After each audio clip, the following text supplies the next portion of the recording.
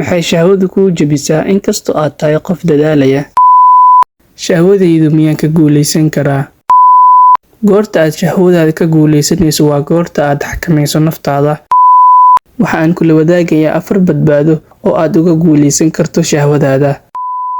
Assalaamu calaykum saaxiibayaal. Kahor inta aynan bilaabin, aan badsano salaada iyo nabadgelyada nabigeena Muhammad sallallahu alayhi wasallam kuna qorfaalooyinka si aynu dhammaanteen uga mid noqono kuwa xusa. Waxa aan ku weydiinayaa su'aal daacad ah, maxay mararka qaar shahwadu kuu jebisaa inkasta oo aad tahay qof salaad tukanaya oo ku dadaalaya cibaado iyo camal wanaagsan?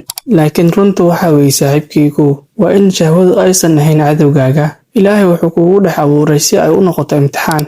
Ma adigaa hogaaminaya mise ayadaa ku hogaaminaysa? Weli mis weydiisay shahwadu maxay kaaga adkaataa adigoo samaynaya dadaal badan? Sababtoo ah albaabka qalbigaaga ayaad u furtaa. Albaabka koowaad waxa weeye indhaha, ka xigana dhagaha, kadibna malaawaalka. Inta aan haatan soo sheegnay waxaa ka sii daran marka firaaqo iyo saaxiibtinimo xun lagu daro, dhibku wuu ka sii daraa. Midna waa inaad ogaataa cidda ay shahwadeeda ka awood badato waxa ay lumisaa wax badan, sida waqti ayuu luminayaa, xoog ayuu waayaa, macaanida cibaadadana waa uu waayaa. Tan ugu khatarsan waa inuu waayo xorriyadiisa. Shahwadaydu miyaan ka guulaysan karaa? Jawaabtu haa. Sidee balse? Goorta aad shahwadaada ka guulaysanayso waa goorta aad xakamayso naftaada oo aad ka reebto waxyaabaha xunxun daawashadooda. Goortaas ayaad ogaanaysaa in aad maamuli karto naftaada, sidoo kalena shahwadaada aad ka guulaysatay. Saaxiibkayga qaaliga ahow, midaan xisaabta ku darso. Waxa aan kula wadaagayaa 4 badbaado oo aad uga guulaysan karto shahwadaada. Midda koowaad, hoos u dhig indhahaaga, dhagahaagana ilaali. Marka aad wax xun aragto, indhahaaga ka daboolo, dhagahaagana ka ilaali. Number 2, waqtigaaga firaaqada ka digtoonow, waayo waa marka ay naftaadu rabto in ay xumaan samayso. Sidaa awgeed naftaada xusuusi inuu Alle ku daalacanayo. Marka waa inaad firaaqadaada ku qabsato shaqo ama cilmi aad ku barato ama aad ku cibaadaysato.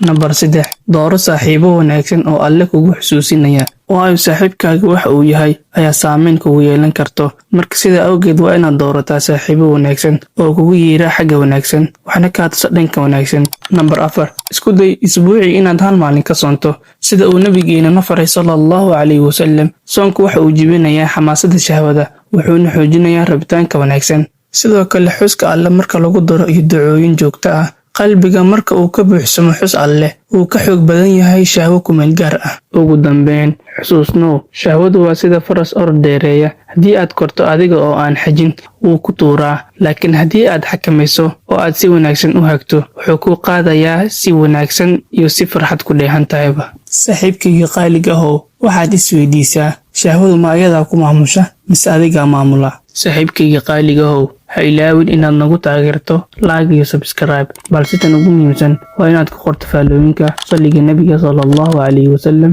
Naxariis nabadgelyo korkiisa ha ahaato.